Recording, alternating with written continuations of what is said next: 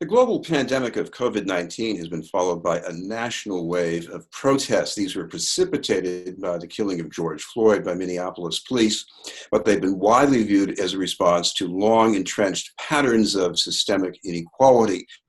For members of the Boston City Council, that means the need for changes in policing, but also in many other areas. To tell us what that could mean is City Council President Kim Janey. Thank you very much for joining us, Councilor. Hi, Chris. It's great to be here. Councilor, I want to start with, I guess, the whole framework for coming at this moment in history here. And when you were talking to councilors the other day, you quoted one of the most perceptive writers on this, Ibram X. Kendi, because this is not just about one category of things like policing or development. This is about the sense of racism, the chemistry of racism. What were you thinking of? Yes, so it just goes deeper than, obviously we have to address police brutality. We have to address it. We have to address the fact that George Floyd was murdered in broad daylight in the street by a police officer by pressing his knee on his neck for 8 minutes and 46 seconds. We do have to address those issues in our criminal justice system. But I think it's important that we recognize that the whole system is rotten. It's not just about public safety, criminal justice. It's about education. It's about housing. It's about economic justice and who has the ability to take advantage of different opportunities, who even has those opportunities. So it just goes deeper than that. And I want to challenge us to have a broad agenda when it comes to tackling institutional racism and white supremacy. We have to dismantle that. We cannot continue to have a system that creates conditions that leads to the murder of a George Floyd. And so what I think may be important for folks as we take a moment in time to reflect on what's happening in our country, are really important for each of us to think about our own individual roles in this and how we either contribute or how we will contribute to the demise or how we contribute to the dismantling. Because those are the two options. Either we're going to continue to the demise of someone like George Floyd and let those conditions permeate and replicate themselves, or we're going to dismantle this system that creates those conditions. And I think the author who is coming to BU, right. There will be an anti-racism center there, was really expressing what I took from that is what feels so natural for some folks in our city. It feels natural, like breathing to them. It feels very painful to those of us who have been locked out and left behind. And so we continue to try to catch our breath. And it's important that we tackle not just criminal justice and public safety, but all fronts. Well, one part of this is policing, and I think what some counselors at least are looking into is strengthening accountability for acts by police, even here in Boston. What should that mean? Oh, I think there are a lot of suggestions on the table. One that has been around for a long time is a civilian review board. People, certainly in the community, have been pushing that, and the Black community have been pushing that for a long time. There was a hearing on public safety looking at some of the grants that come through the city around violence prevention and intervention and how we administer those grants. And there was a big sentiment that those grants should live somewhere else in our city's budget. So I think there are ways that we can respond with a legislative agenda, with a budgetary agenda, and one that looks at just different things that we can put in place through executive order. So, I'm again proud to lead this body, particularly at this time in our nation's history and in our city's evolution. I'm grateful for the opportunity to work with my colleagues on the council and to continue to work with Mayor to push for items that will truly change the game for Black and Brown people in this city.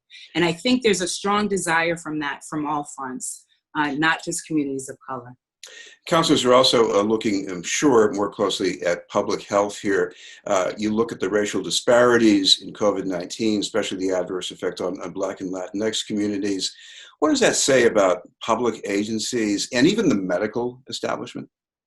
So again, I would approach this is that it's a systemic issue across the board, and it's why we can't just kind of piecemeal.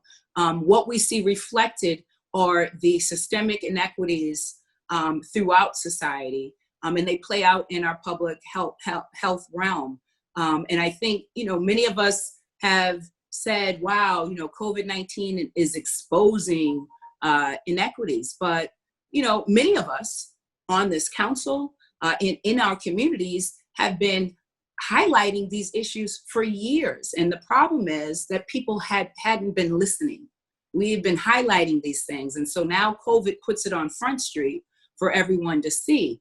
Part of our challenge is we have to do a better job of listening, of hearing from folks who are experiencing the pain, and having them be the ones to come up with some solutions. And when they do, it's often fallen upon deaf ears. I think there's a new opportunity now in our city, in our Commonwealth, and in our country to do things differently. We need to revamp how we do things. We can't continue to build upon a system that is inequitable.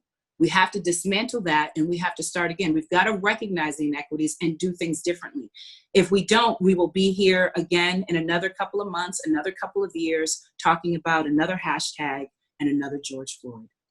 If you go back before the pandemic, there were people in East Boston who were concerned about the lack of affordability in some of the newly planned, new developed units that were supposed to be going up at Suffolk Downs. And there was fear of more crowding on the Blue Line.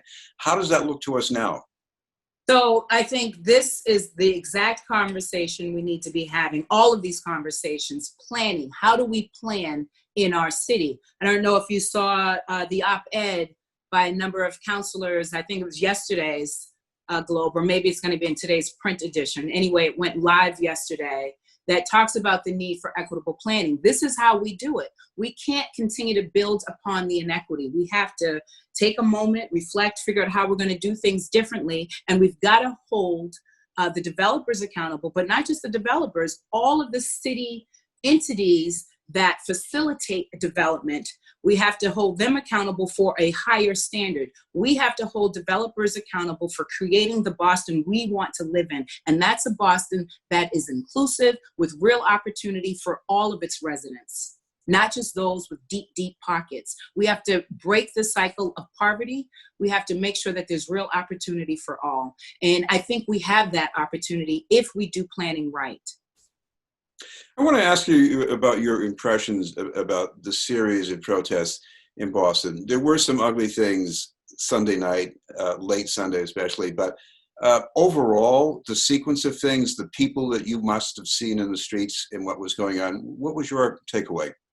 I am awestruck. I feel this deep sense of gratitude. My background, Chris, I'm a community organizer, so I am thrilled to see people organizing, protesting. That's exactly what we need to be doing, taking to the streets with peaceful protest.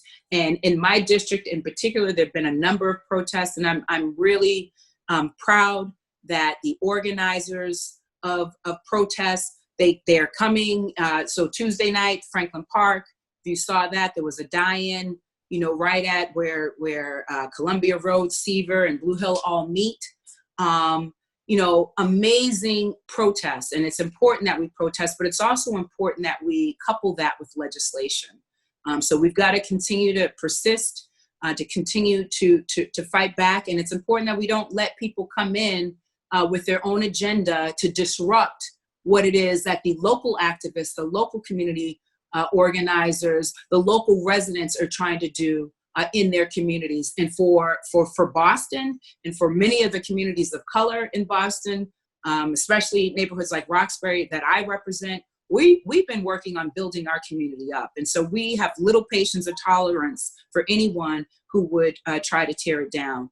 So protest is necessary, and it's important. I've been, particularly impressed too to see there was one particular protest. There's been so many, I can't keep straight which days of the week they're on, but this is one that ended at the B2 headquarters, not the B2 station, but the headquarters near Ruggles. And you saw the protesters and the police interacting in a really different kind of way here, where police officers were taking a knee. And that's, that's important, that's significant. That's not enough. We've got to make sure that there's also legislation with that, but the protest is important. And it's important that protesters are safe and protected. I said in my remarks on Tuesday that I condemn violence. I condemn violence against protesters. I condemn violence against police officers. But the protest itself is important. And so we need to make sure that we are fighting for a fair, just, and equitable society. And we have the opportunity in Boston to do just that. That's what people are demanding. And there's no going back. We're not going back. We're going better. That's the only option before us.